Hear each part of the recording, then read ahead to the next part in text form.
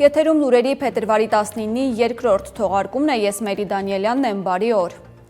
Աշխարհահռչակ գործարար եւ բարերար Արցախի նախկին պետնախարար Ռուբեն Վարդանյանի նկատմամբ կայացված ապօրինի դատավճիռը Ադրբեջանում անվանել են հակամարտության տրամաբանական ավարտ։ Վարդանյանի գործով Բաքվի դատարանի որոշումը դիտարկվում է ոչ միայն որպես արդարության վերականգնում, այլև որպես գրեթե 30-ամյա հակամարտության խորհրդանշական եւ տրամաբանական ավարտ, որն ադրբեջանցի ժողովրդին մեծ տառապանքներ է պատճառել։ Սոցիալական հարթակի իր էջում գրել է Ադրբեջանի նախագահի օգնական Հիքմեթ Հաջիևը։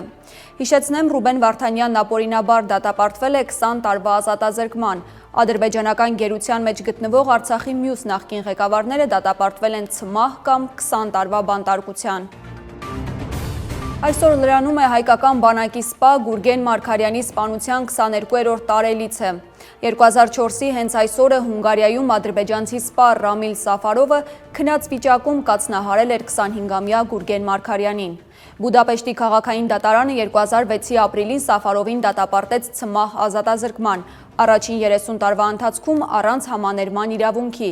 Սակայն 2012-ին Հունգարիան Սաֆարովին արտահանձնեց Ադրբեջան, որտեղ Իլհամ Ալիևի հրամանագրով նույն օրը նրան ներում շնորհվեց։ Այս տարի Սաֆարովի զինվորական կոչումը բարձրացվեց, նա դարձավ գնդապետ։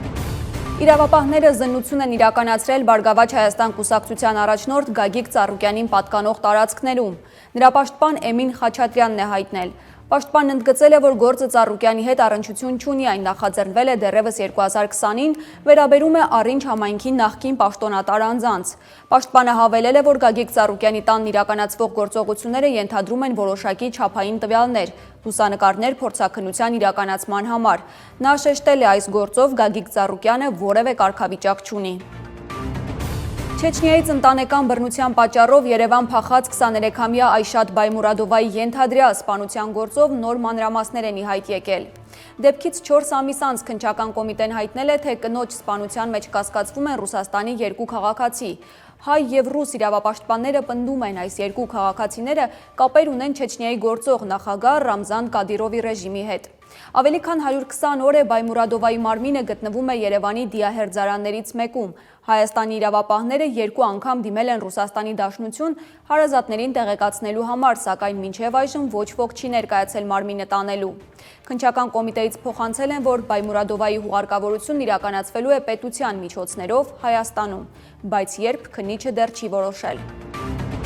Հայաստանում չիկունգունյա տենդ հիվանդության դեպք է արձանագրվել։ Առողջապահության նախարարությունից հայտնում են, որ հիվանդը վարակվել է Սեյշելյան կղզիներում մոծակի խայթոցից։ Նրա առողջական վիճակը գնահատվում է բավարար։ Հիվանդության գաղտնի շրջանը 2-ից 12 օր է, հիմնական ախտանիշերն են տենդ, սաստիկ հոդացավ, մկանացավ, մաշկային ցանավորում, թուլություն։ Ռիսկի խմբերն են քրոնիկ հիվանդություններ ունեցողները եւ տարեց մարդիկ, ինչպես նաեւ հղիները։ Մահացության դեպքերը հազվադեպ են։ Վարակվելու հավանական ռիսկը նվազեցնելու համար նախարարությունը կոչ է անում օգտագործել հակամիջատային ցանցեր, կրել փակ, երկար հագուստ, օգտագործել միջատավանիչ նյութեր եւ սարքեր։ Միացյալ Նահանգները ռազմական գործողությունների շեմին է, եկել է ամենավճռորոշ պահը Իրանի հետ գրեթե կես դարյա դիմակայության ընթացքում, հայտնում է CNN-ը։ Զինվորականները Սպիտակ տանը հայտնել են, որ օդային եւ ռազմածովային ուժերի համալրումից հետո պատրաստ կլինեն հարձակում սկսել մինչև հանգստյան օրերը։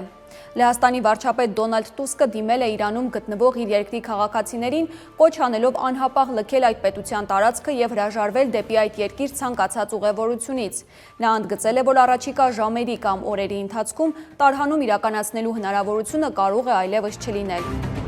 Հայաստանի չեմպիոն Նոան հայկական ֆուտբոլի պատմության մեջ առաջին անգամ այսօր կխաղա Եվրոպայի գավաթի խաղարկության փլեյ-օֆ փուլում։ UEFA-ի կոնֆերենցիաների լիգայի 1/16-րդ եզրափակիչում Երևանյան ակումբը կմրցի հոլանդական AZ Alkmaar-ի հետ։